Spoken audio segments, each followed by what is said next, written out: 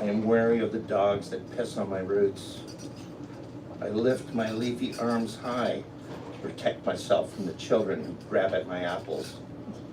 My branches quiver with the wind and from fear that one day a lumberjack will cut me down, square off my body, and use me as a ceiling beam.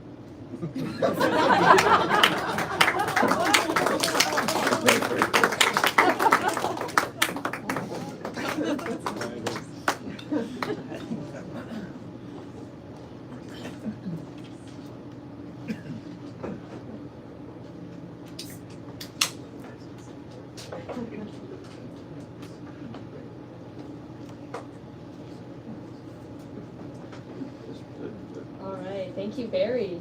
Next up is Chris Charlesworth.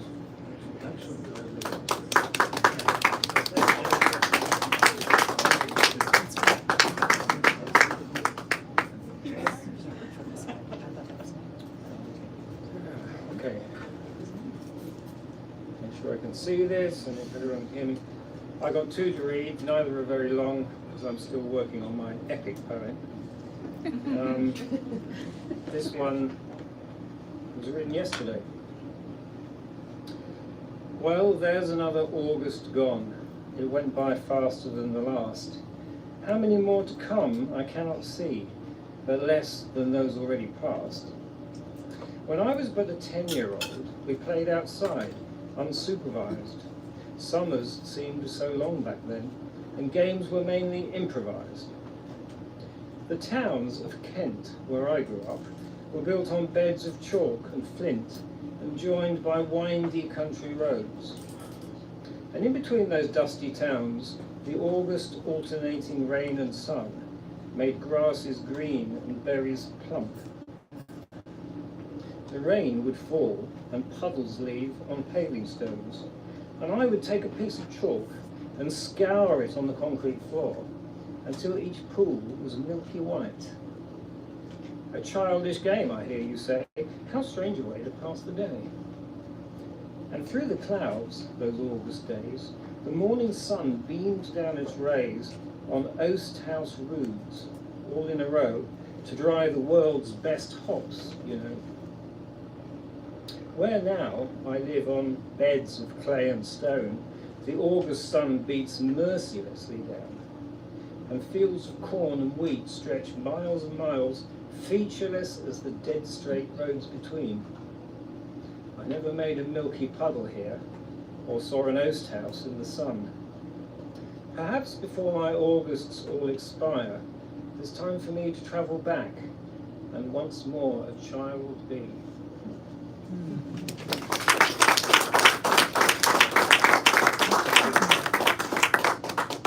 This next one, I called it originally my Penrose poem. For those of you who don't know Roger Penrose, he's one of the world's leading theoretical physicists. That's not easy to say after a couple of drinks.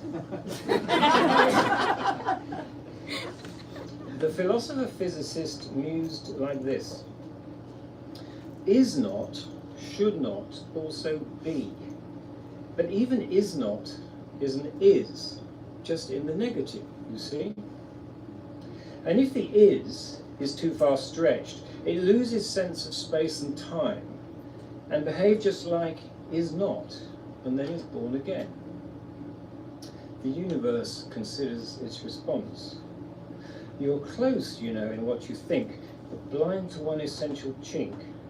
Because you're born, and then you die, and is not becomes an is, and then again is not, you think that all must be like you. But births and deaths are your ideas, along with gods, creators, and adjudicators, and a concept you call time, without which you function not. But I know none of these. There is no universal time. I am, and always am, a uni which embraces all, and you are part of me.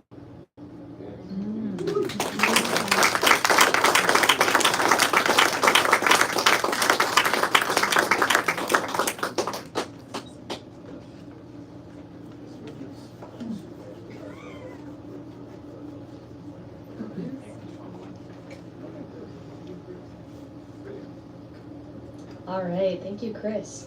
Before we move on to our next person, I'm going to jump in and do a poem of my own. This poem is about the time I spent working in a day camp, and the time I got to spend with all of those kids and what they can teach us. Already at 19, I have lost the wisdom that children possess. A beautiful current of energy, one that I see now in every child. An endless stream of wonder and delight, things that our jaded world chases to dark corners of our minds much too quickly. But if you spend any time in the presence of children and you watch closely, you'll find we have much to learn. Never take yourself too seriously. Speak out when something isn't just. Ask questions, as many as you can. Sing whenever the occasion calls for it, and when it doesn't. Surround yourself with your favorite color. Only do things if they're fun. Scream and cry and shout and laugh about everything. Spend as much time with your friends as you can. Only eat food you really enjoy. Befriend others regardless of their background. And most of all, learn. Learn everything you can as you move through the world. Be endlessly curious. Thank you.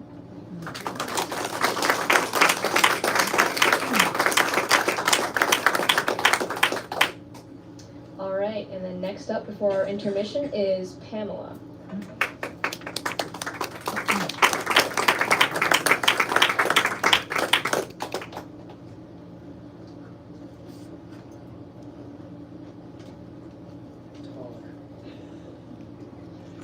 Thank you, Quinn.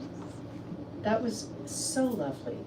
It was so wonderful. You almost made me change the poem I was going to read, but I'm thinking for next time, and there will be a next time. I've been wanting to come even a little bit higher. Sorry, I'm just like, I need to have the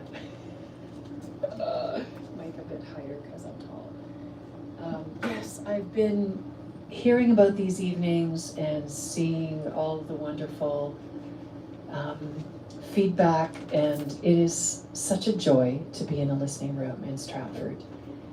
So inspiring, so enriching to hear all of your voices, and yeah, I will save the one you inspired me, Quinn, very much for next time. But I want to begin,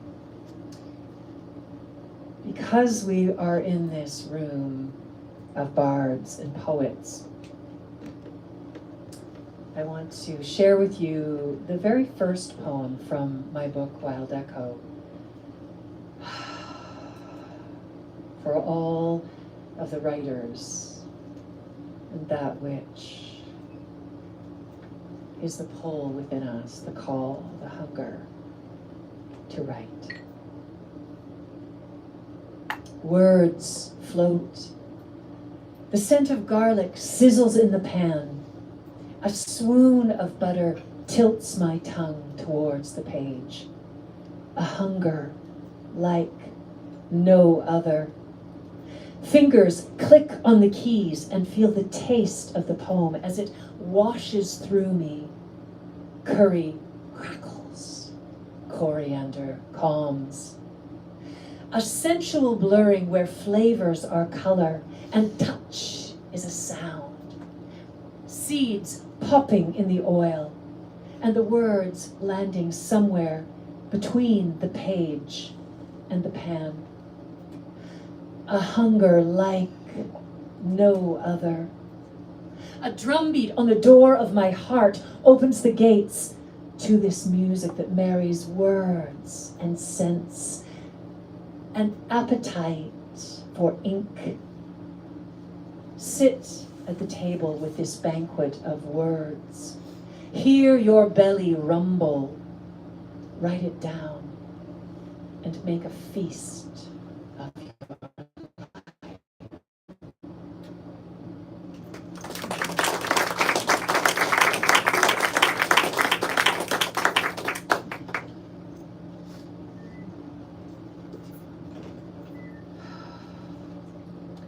on July 31st, my beautiful beloved mother passed from this world. 2 weeks before, on July 15th, it was a sparkling July day. Beautiful and warm. I got out to walk in my garden and stood before my canna lily and saw this big fat bumblebee in the blossom. I went back to my vegetable garden, and in the tension of the opposites on that day when I drank in all the beauty of July, I was meeting with my family all in Regina. I was on the Zoom call. We were meeting with a nurse from Maid. My mother had suffered for years and very extremely over the past few months, and she had chosen to die with dignity. And on that day, July 15th, between the sunshine and the sorrow of this call, I wrote this poem. It's called Surrender. The world tips and spins, the music of sadness overflowing from every corner of the earth.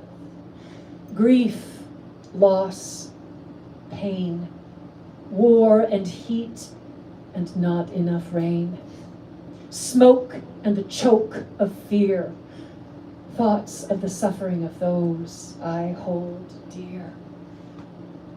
Tears water my garden. The cracks fill with incandescent hope and mercy and rooting love. There is green, so much green, that spirals up through the black of the loamy earth.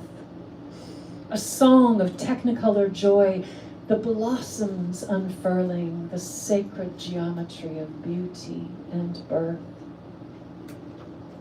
The morning light is nectar. I am the bee I see dancing on the golden petals of the canna lily.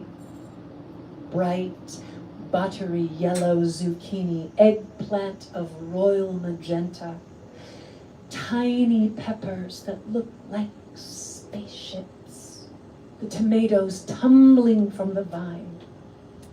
I drink in the sight and scent of life itself as butterfly wings flit by, and lift my mind out of the cave of concern for the world, for my mother, for my father, for all our relations. The bee buzzes and the butterfly silently soars.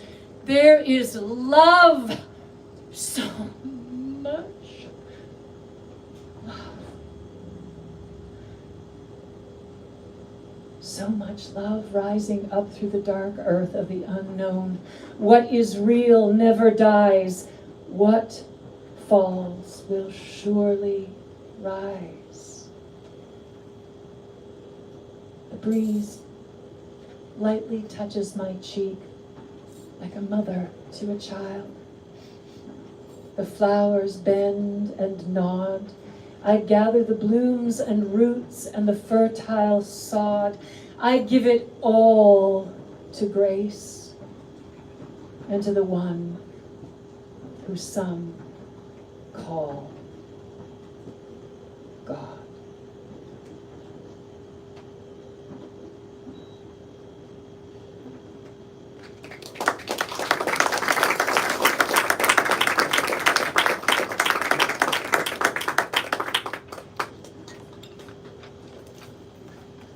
Thank you very much, Pamela.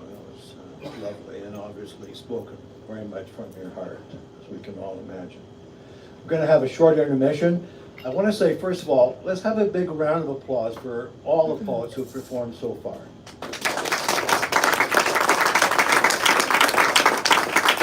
You've heard me say this so many times, but it's not an easy thing to stand up here and pour your heart out. And to perform any art is difficult, but to perform your own art, spoken from your heart, is really an astounding thing to experience. It can be therapeutic.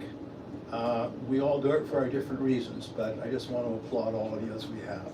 I also want a big round of applause for the staff here at the bunker. We can do that right now.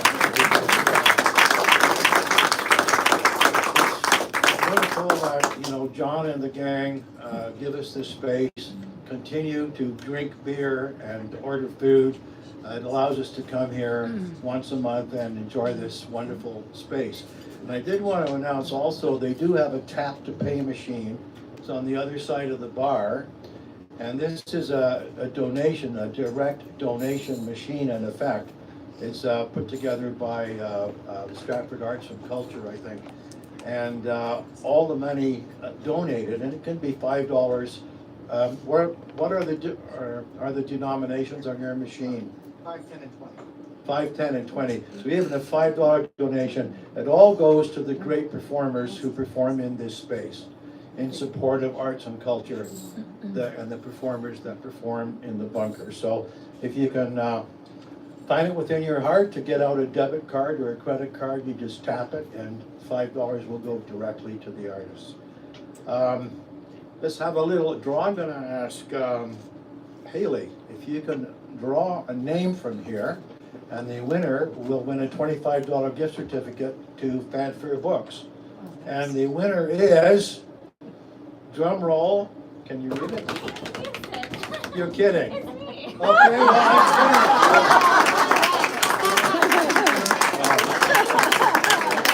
well, all of the names in here are Hailey Houston. Congratulations, I'll bring that over to you shortly. Okay, we're gonna have a 10-minute intermission, then we'll do the second half, guys, okay?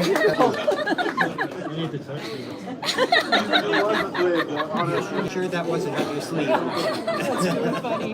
That's